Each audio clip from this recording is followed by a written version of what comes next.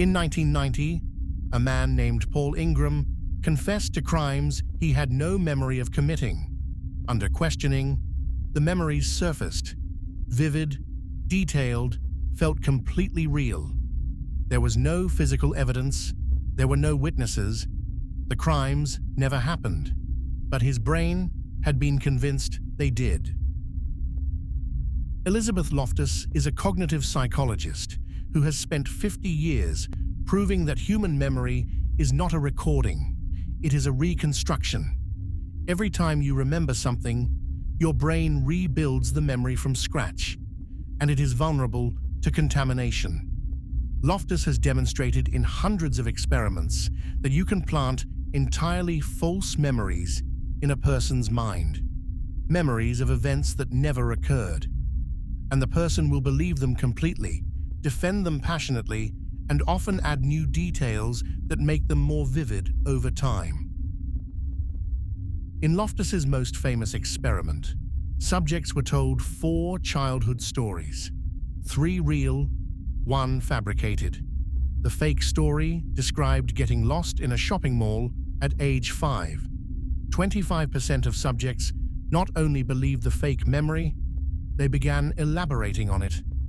They remembered the mall worker's jacket. They remembered what their mother was wearing. They remembered how scared they felt. None of it happened. Their brains invented the details to fill in a memory that was never there. The consequences go far beyond psychology labs. The Innocence Project has exonerated over 375 wrongfully convicted people using DNA evidence. In more than a third of those cases, the conviction relied on eyewitness testimony from someone who genuinely believed what they were saying. They were not lying. Their memories were simply wrong. In some cases, like Paul Ingram's, the person convicted themselves. Police interrogation techniques, repeated questioning, and suggestion can implant memories of crimes so vivid that innocent people confess to things they never did. Eyewitness testimony is considered the most persuasive evidence in a courtroom. Study after study shows it is also the least reliable. Memory degrades within hours of an event. It is reshaped by stress, by leading questions, by what you read afterward, and by what other witnesses say. The Supreme Court has acknowledged the problem, but eyewitness testimony is still admissible in every US court, and juries still trust it more than almost anything else. Today, researchers are studying how to use false memory deliberately. Advertisers have already experimented with implanting fake product experiences. Subjects who never tasted a food item were convinced they loved it as children.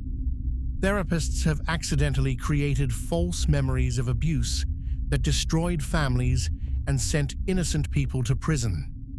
And at least 2 governments have funded research into whether false memories can be weaponized, to make soldiers forget trauma, or to make enemies confess to things they never did.